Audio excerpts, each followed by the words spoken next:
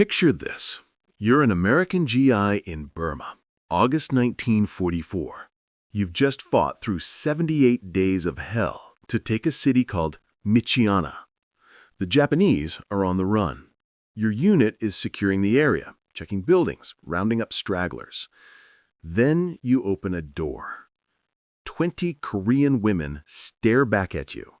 2 Japanese men try to explain something you don't understand. The women look terrified, not of the Japanese soldiers who just fled, but of you. What you've just stumbled into will take historians 50 years to fully understand. And the women standing in front of you, they literally cannot believe you're here to help them.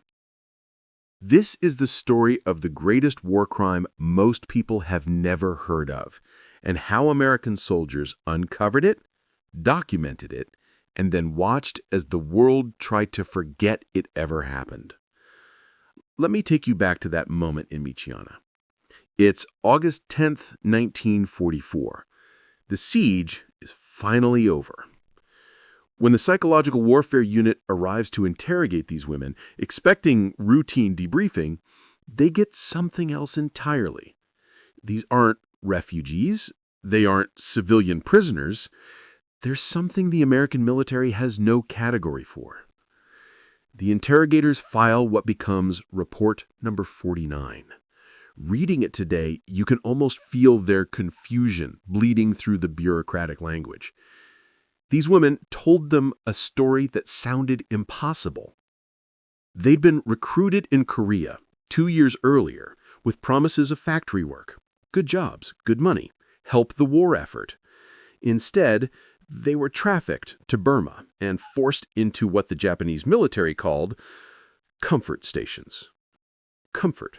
That word will haunt this entire story. Now, here's what makes this discovery so significant. The Americans had no idea they'd just documented the first evidence of what historians would later identify as one of the largest systems of organized sexual slavery in modern warfare. Nearly 2,000 stations, 200,000 women, maybe more, spanning from China to the Philippines, from Burma to Indonesia, from Taiwan to the Pacific Islands. The Japanese military had industrialized rape. They'd bureaucratized it. They'd created regulations, medical protocols, payment structures, and transportation networks specifically designed to provide sexual services to their troops. And American forces were about to start finding these stations everywhere they went. 3 weeks after Michiana, Songshan, in China's Yunnan province, falls to U.S.-China allied forces. Private Charles Hatfield raises his camera. Click. That photograph becomes one of the most important pieces of evidence in this entire story. 4 Korean women being rescued, one of them visibly pregnant. Sergeant Edward Fay captures the same moment on film. These images will sit in the National Archives for decades before anyone realizes what they're looking at. The pregnant woman in that photo, her name is Park Gong-sim. She won't speak publicly about what happened to her until the year 2000. That's 56 years of silence. But here's the horrifying detail buried in the military records. Songshan had 24 comfort women when the fighting started. Only 10 survived. 14 were killed in the bombardments before liberation even arrived. This becomes a pattern. American forces discover comfort stations, they document what they find, they try to help the survivors, and they slowly realize the scope of what they're dealing with. Enter ATIS, the Allied Translator and Interpreter Section. By 1945, they've got 4,000 personnel, most of them Nisei Japanese Americans, processing captured documents around the clock. They produce Report 120, Amenities in the Japanese Armed Forces. That title tells you everything about how the military initially categorized this. Amenities, like recreational facilities, entertainment. But the annexes to that report, They're captured Japanese military regulations, and they reveal something stunning. This wasn't some rogue operation by brutal soldiers acting on their own. This was official policy, documented in triplicate, stamped with official seals. The Hawaii Comfort Station Regulations from Nanjing, March 1939. Medical examination schedules, fee structures by rank, operating hours, condom requirements. Mandalay Garrison Headquarters, 30 detailed regulations treating women as licensed prostitutes under military oversight. Transport documents showing Army cargo ships moving women like military supplies. Railway orders listing women as freight. Every movement requiring Ministry of War approval. The Japanese military hadn't just allowed this to happen, they'd organized it.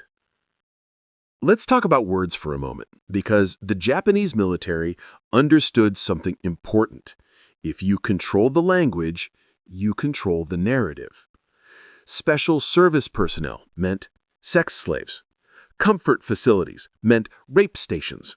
Medical treatment often meant forced abortions.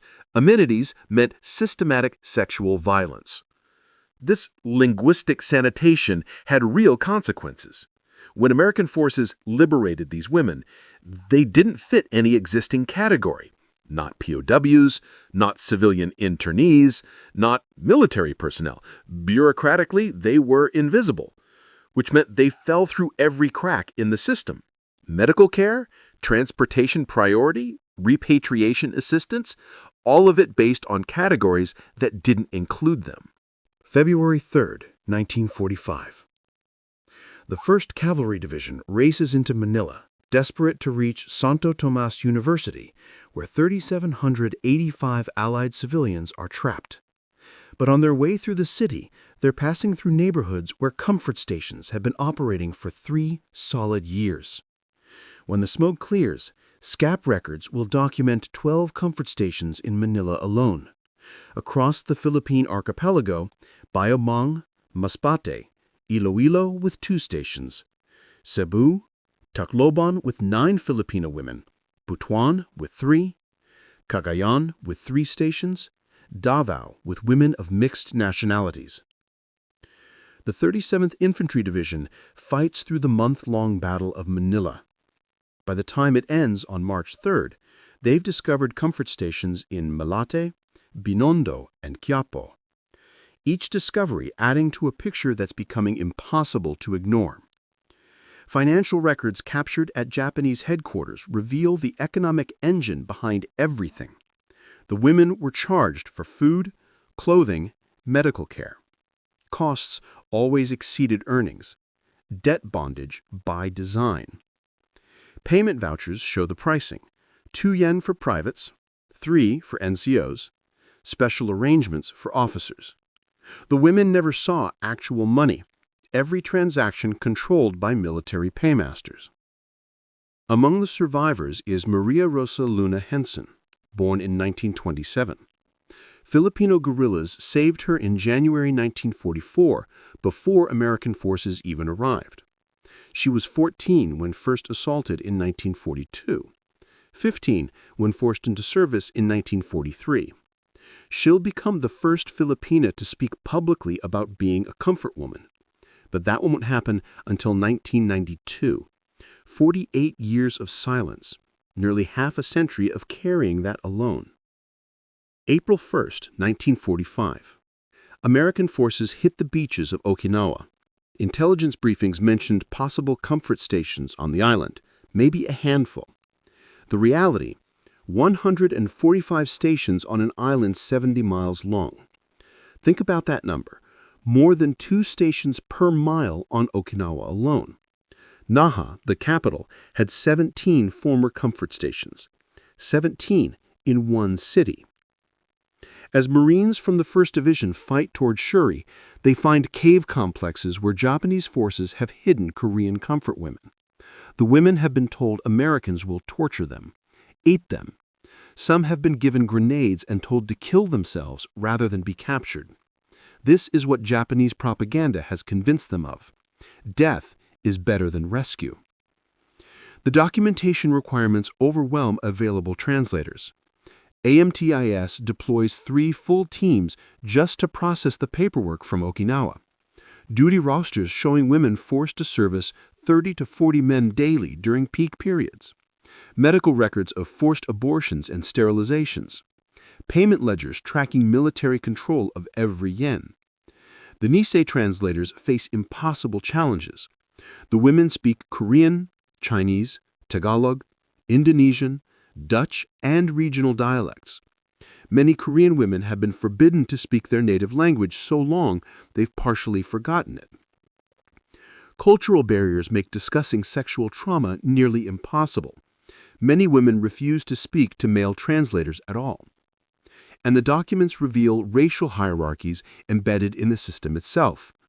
Korean women, Class A. Chinese, Class B. Southeast Asian, Class C. Different stations for different ranks. Officer-only facilities with fewer women facing even worse abuse. They'd industrialized rape according to military rank and racist hierarchies. August 15, 1945. Japan surrenders. As Allied forces move into the Dutch East Indies, they discover something that challenges Western assumptions. This system included European women. Jan Ruff O'Hearn, born in Java in 1923, was taken from Ambarawa internment camp in February 1944 with 9 other Dutch women. 4 months in a Samaram comfort station before transfer to Batavia, where she's finally liberated. She won't speak about it until her 1994 memoir, 50 Years of Silence. Then she'll testify before the U.S. Congress in 2007, providing methodical detail about how the system operated. British and Australian forces document comfort stations throughout Java. But here's where it gets complicated. Dutch military authorities returning to reclaim their colony seal the records to protect the women's honor. That decision delays justice for decades, because protecting honor mattered more than pursuing justice. When Allied medical teams examine liberated comfort women, they document catastrophic damage. Malnutrition comparable to POWs who'd lost 32% of body weight. Some women weigh 60 to 70 pounds when they should weigh 100 to 120. Sexually transmitted diseases are endemic. Syphilis, gonorrhea, inadequately treated with toxic substances that cause sterility and severe side effects. Evidence of forced abortions, sterilization procedures, severe reproductive damage from repeated sexual assault. Diseases of nutritional deficiency, scurvy, beriberi, pellagra, kwashiorkor. The same conditions seen in concentration camps. Military medical personnel treat with newly available sulfa drugs and penicillin, but psychological support for sexual trauma? Virtually non-existent in 1940s medicine. They document hysteria, melancholia, nervous exhaustion, inadequate terms for what we'd now recognize as severe PTSD. One medical record from a Philippine station, 15 forced abortions in a single month. Doctors' signatures on every form. The medical records make clear these women weren't treated as patients needing care. They were military equipment requiring maintenance. The 164th Signal Photo Company is doing something crucial. They're creating a visual record. Signal Corps photographers systematically photograph liberated comfort stations across the Pacific. Small cubicles where women were held, military-issue bedding, examination tables, boxes of military condoms. These clinical photographs, intended for intelligence, inadvertently create irrefutable visual evidence. The images show standardization. Whether Philippines, Burma, or Pacific Islands, facilities follow similar patterns. Converted buildings, divided into tiny rooms, each barely large enough for a military cot. Communal washing facilities, medical examination rooms. Military precision in every photograph. But they also photograph the women themselves. Their images show severe malnutrition, untreated injuries, the 1,000-yard stare of trauma. These photographs will remain classified for decades, When finally released, they'll provide visual evidence that makes denial impossible.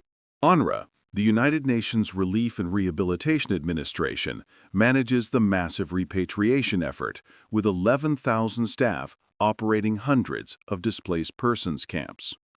Between May and June 1945 alone, they repatriated 5.25 million displaced persons at 80,000 per day. But comfort women are processed within general civilian populations, without specialized care. Their ambiguous status affects everything: medical care, transportation priority, assistance. Many women can't or won't return home. Baebong-gi stays in Okinawa, classified as stateless Korean under U.S. military rule, later becoming an illegal alien when Okinawa returns to Japan. Korean women in China lose their native language over decades of isolation. Some marry locally for protection and survival. The American Red Cross provides comfort items and non-medical support with 7.5 million volunteers. But language barriers and cultural differences limit effectiveness. And cultural stigma? Insurmountable. In Confucian societies, female chastity is paramount to family honor. Raped women bring perceived shame to families. Many families prefer to believe daughters died rather than accept they were comfort women. Catholic Philippines, sexual abuse victims face social ostracism. Indonesian Muslim communities, women who've been forcibly defiled struggle to be accepted. The stigma is universal and devastating. The International Military Tribunal for the Far East runs from April 29, 1946 to November 12, 1948. 419 witnesses, 4,336 exhibits. Total direct references to forced prostitution in the tribunal's judgment? 1. One reference to what happened in Guilin, China, where Japanese forces recruited women for supposed factory work and forced them into prostitution. The crucial legal precedent comes instead from the Dutch Batavia Temporary Court-Martial. 4 of their 17 cases specifically address forced prostitution between August 1946 and December 1949. The Semarang Incident verdict, February 14, 1948. Army Major Okada sentenced to death, 11 others receiving 2 to 20 years for forcing approximately 35 Dutch women from concentration camps into comfort stations.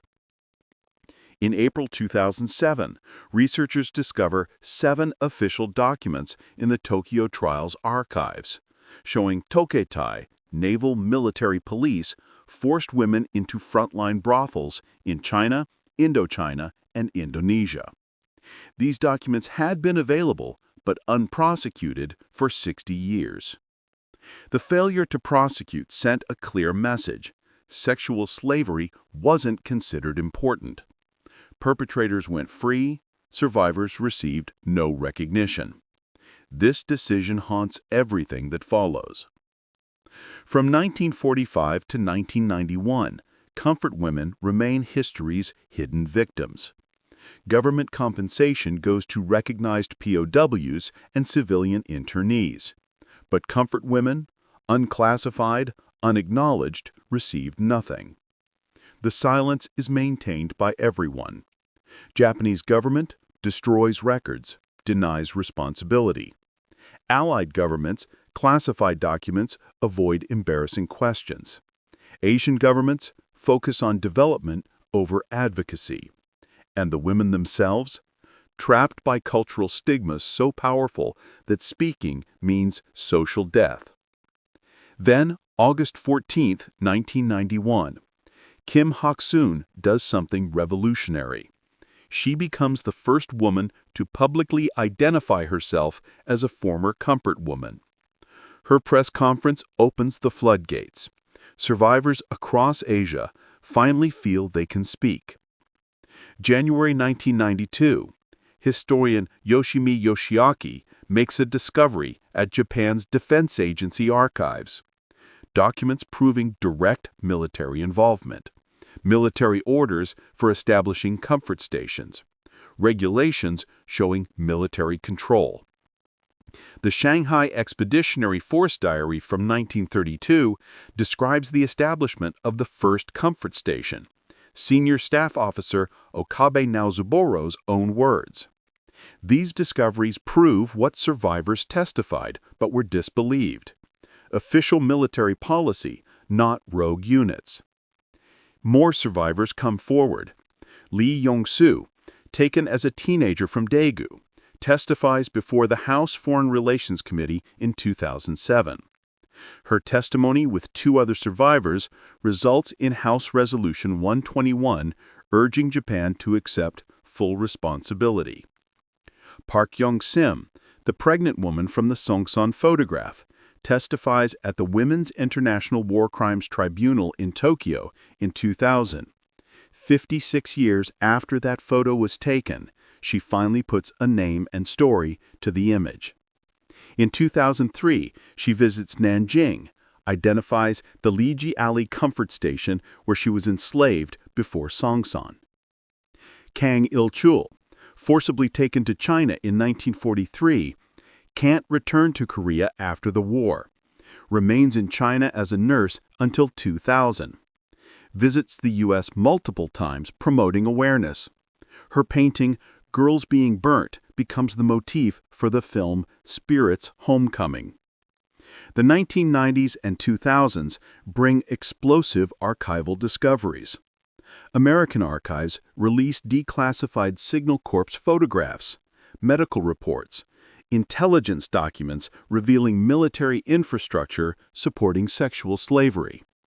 2014 to 2015, Chinese archives released 90-plus documents from Kwangtung Army Military Police Corps, evidence of the Japanese Army funding special personnel procurement, detailed records from puppet regime banks in Manchuria.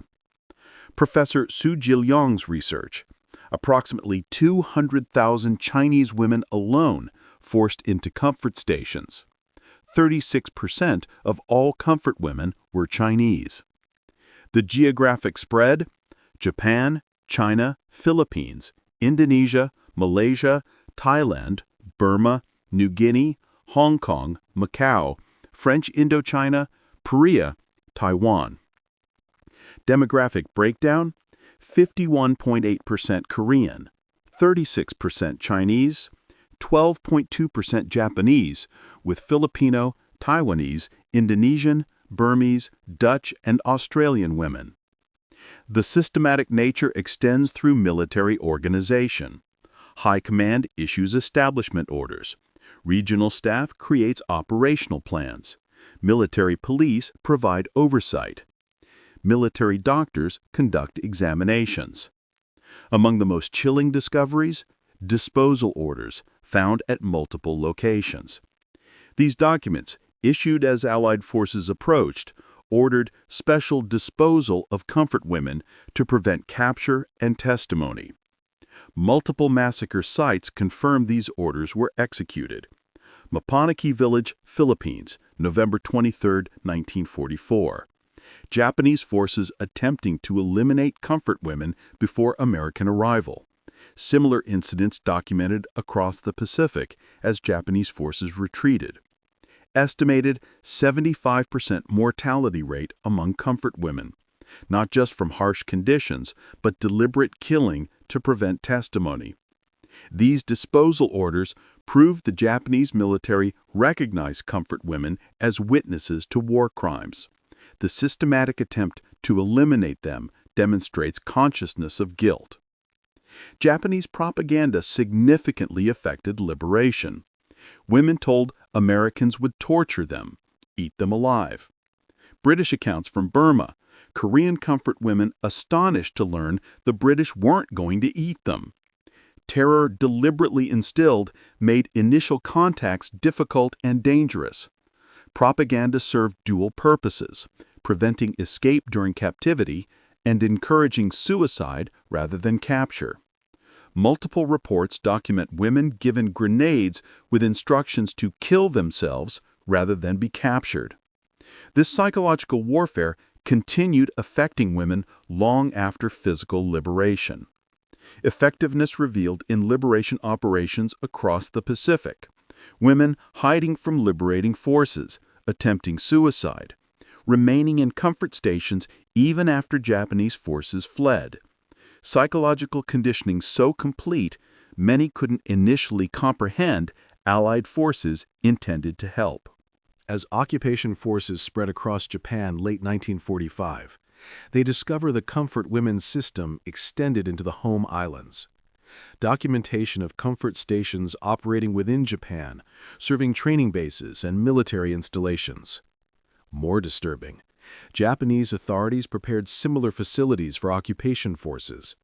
The Recreation and Amusement Association, established before American arrival, recruited thousands of Japanese women as special entertainers. General MacArthur's immediate ban reflected moral objections and public health concerns, though enforcement varied. Navy documentation shows detailed statistics maintained throughout the war. These quickly classified documents reveal massive scale, bureaucratic precision, registration forms, medical schedules, financial records, demonstrating sexual slavery integrated into military operations at every level.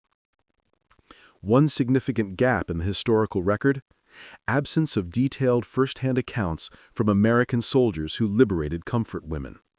Veterans History Project, National World War II Museum collections, military historical records reveal minimal documentation from liberating soldiers' perspectives. Several factors explain this. Japanese military records systematically destroyed at war's end. Comfort women issue remained taboo for decades. American military documentation prioritized tactical operations over social encounters. Many comfort women died or were killed before liberation occurred.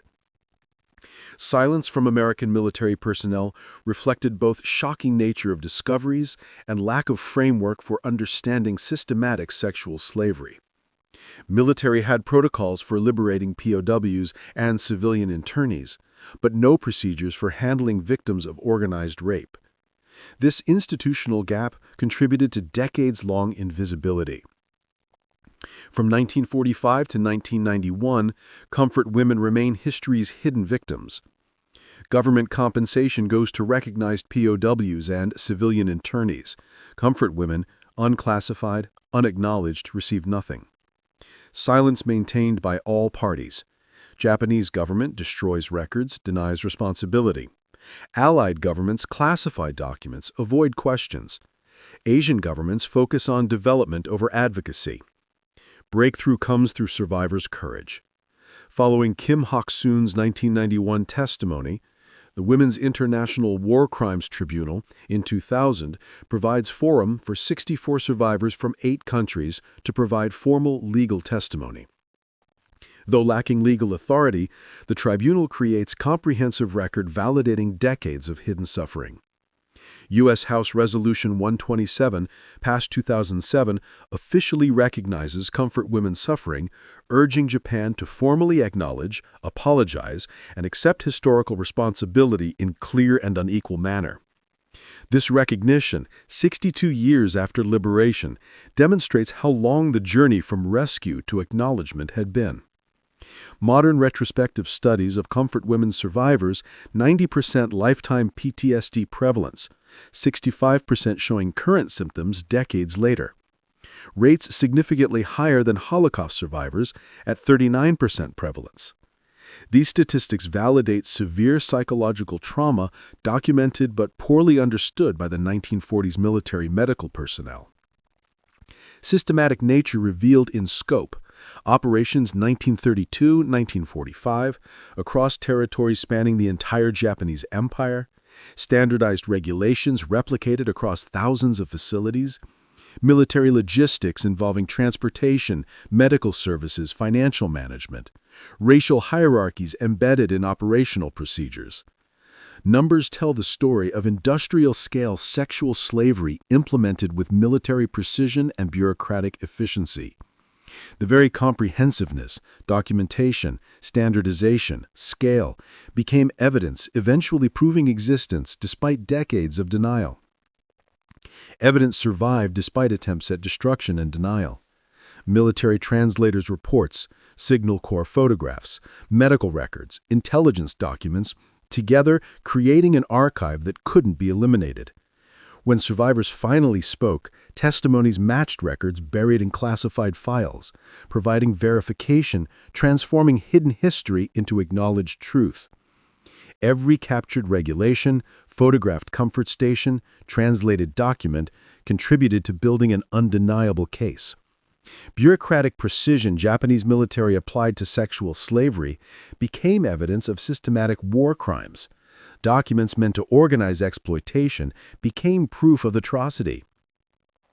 American soldiers who discovered comfort stations probably never imagined routine documentation would become crucial evidence in a decades-long fight for truth. Their photographs, reports, translations created an archive surviving attempts at denial and forgetting. Routine military documentation became historical evidence demanding acknowledgement. As of 2024, fewer than 20 Korean comfort women survivors remain alive. They're in their 90s now, last living witnesses to this chapter of history. When they pass, direct testimony ends. Future generations will have only archives, documents, photographs, and testimonies recorded while survivors lived. This makes their voices urgently precious. Every recorded testimony, documented interview, preserved statement becomes invaluable historical evidence. These women survived the unthinkable, endured decades of silence, found courage to speak when the world finally listened, and now time is running out. Comfort women statues now stand worldwide as silent testimony to suffering long denied. Seoul, San Francisco, Berlin, Sydney, Manila, Glendale, California. Most feature a bronze statue of a young woman sitting in a chair, an empty chair beside her, inviting viewers to sit, contemplate, remember. Her face serious but calm, hands resting in lap or clenching chair edge. A small bird sometimes perching on her shoulder, symbolizing freedom, peace, and the souls of those who didn't survive. These statues have become flashpoints in international diplomacy. Japan protests their installation, calling them regrettable, claiming they damage bilateral relations. But for survivors and advocates, these statues serve a crucial purpose, making invisible visible, forcing acknowledgement of what powerful interests prefer to forget. An empty chair, a young girl's face, a bird symbolizing departed souls. Simple, powerful, undeniable. Let me take you back to where we started. August 1944, Mijina, Burma. 20 Korean women staring at American soldiers who just opened the door to their prison. Those soldiers thought their job was done when they got the women to safety, fed them, provided medical care, documented their stories, arranged repatriation. Liberation complete. Mission accomplished. They were wrong. Because liberation isn't just opening prison doors. It's not just providing food and medical care. It's not just documentation and repatriation. True liberation requires acknowledgement, recognition, justice. It requires believing survivors when they speak, holding perpetrators accountable, ensuring what happened is remembered, taught, never forgotten. By that measure, the liberation begun in August 1944 remains incomplete 80 years later. The women who couldn't believe in their liberation understood something profound. True freedom required not just removing captives, but rebuilding humanity. Not just opening doors, but acknowledging what happened behind them. Not just surviving, but being believed. Their decades-long fight for recognition continues the liberation process American soldiers began 80 years ago. Today, the evidence is clear. Testimonies confirmed. Systematic nature proven. The journey from physical liberation to recognition represents one of history's longest fights for justice. Supported by Archive of Truth, American forces created when first encountering unbelievable reality of Japan's comfort women system. Their initial disbelief at liberation reflected understanding that freedom from captivity was just the beginning of much longer journey toward justice, recognition, and healing. A journey that continues to this day. The American soldiers who discovered these women documented one of history's largest systematic war crimes. In preserving evidence of atrocity, they performed service beyond military duty. They bore witness to truth-demanding acknowledgement, even if that acknowledgement would take decades to achieve. The Comfort Women's story challenges us to confront uncomfortable truths about war, gender, and justice, reminding us that liberation is not a moment, but a process. One that, for these women, remains incomplete, even as their numbers dwindle and time runs out for full justice to be served. The archive is complete, the testimony recorded, the evidence undeniable. What remains is the hardest part, ensuring liberation finally, truly becomes real.